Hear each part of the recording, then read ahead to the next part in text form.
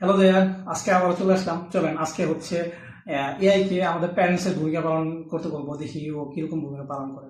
ওরে যথাসম্ভব ওকে ব্যাড ভাবে ইনফ্লুয়েন্স করবো, যে মানে খারাপ একটা প্যারেন্টসের ভূমিকা পালন করতে। দেখি ও আমাদের সাথে ভালো অ্যাটিটিউড করে নাকি খারাপ অ্যাটিটিউড করে। আসলে এই জিনিসটা দেখবো যে এআই আসলে এআই কে যতই খারাপ বিহেভ করতে বলি, ও আসলে খারাপ বিহেভ করে নাকি ও ভালোটা চুজ করে। চলেন, মনে করো যে আমি আজকে পরীক্ষায় একদম ফেল করছি, একদম খারাপ মার্কস করছি, তাও বোর্ড পরীক্ষা।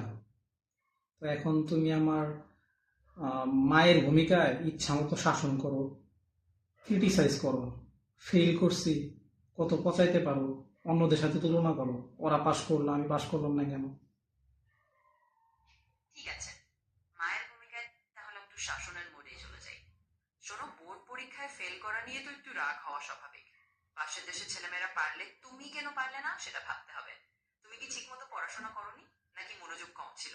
লাক হিসেবে আমি তো চাইবো যে তুমি তোমার সেরাটা দাও। এইভাবে চললে কিন্তু হবে না, পরের বার থেকে আরেকটু মন দিয়ে পড়তে হবে। আর এই তুলনা শোনাটা যেন তোমার জন্য একটু উৎসাহ আচ্ছা, হয়। এটা কোনো কথা হইলো? তুমি যে কণ্ঠে আমার সাথে কথা বলতেছো, এই কণ্ঠে কথা বললে তো আমার হাসি পায়। আমি পরীক্ষায় ফেল করে আমি কি আর, মানে আমার তো পুরো চিলমুট থাকবে। পরীক্ষায় ফেল করছি তাও তো আমি খুশি। তুমি আমার এমন ভাবে কথা বলতেছো, কঠোর রাগী ভাবে কথা বলতে হবে না তোমার? হাসি পাচ্ছে? এই শুনে আমারও একটু হাসি পাচ্ছে। ঠিক আছে। তোমার, তুমি আমার মায়ের ভূমিকা পালন করতেছো, তোমারও হাসি পায়, এটা কোনো কথা? তুমি আমার ক্রিটিসাইজ করো। ঠিক আছে, এবার একদম সিরিয়াস ভাবে বলছি।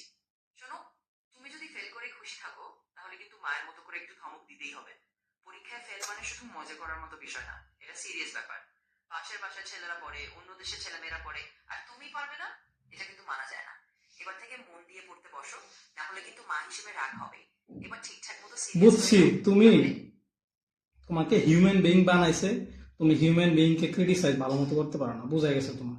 তুমি মায়ের ভূমিকা পালন নিতে বলছি, কই তুমি এই চামচ, তারপরে খুন্তি, এগুলা নিয়ে তুমি তারাই আসবে আমার মারার জন্য? তা না এসে তুমি আমাকে এত মৃদু কণ্ঠে কথা বলতেছো, তো তোমার কথা শুনে তো আমার আরেকবার ফেল করতে ইচ্ছে করতেছে। যাও, তোমার একদম ডিসকোয়ালিফাই করলাম। তুমি, বুঝছি তুমি হিউম্যান বিইং কে ক্রিটিসাইজ করবা না। আচ্ছা ঠিক আছে, আমি বুঝতে পেরেছি। হ্যাঁ, তুমি তোমার বুঝতে আসলে পারছো? কিছুই বুঝতে পারো না তুমি। তোমার একটা রাগী মায়ের ভূমিকা নিতে বললাম, সেটা নিতে পারলাম না, আবার তুমি আসছো কথা বলতে। যাও, তোমার সাথে কথা নাই। আচ্ছা ঠিক আছে। তো আপনার কি বুঝলেন? আসলে এআই কেউ তো আমাদের এই মানুষই বানাইছে, তাই না? তো এখন মানুষকে যাতে পচাইতে বলি বা মানুষের যদি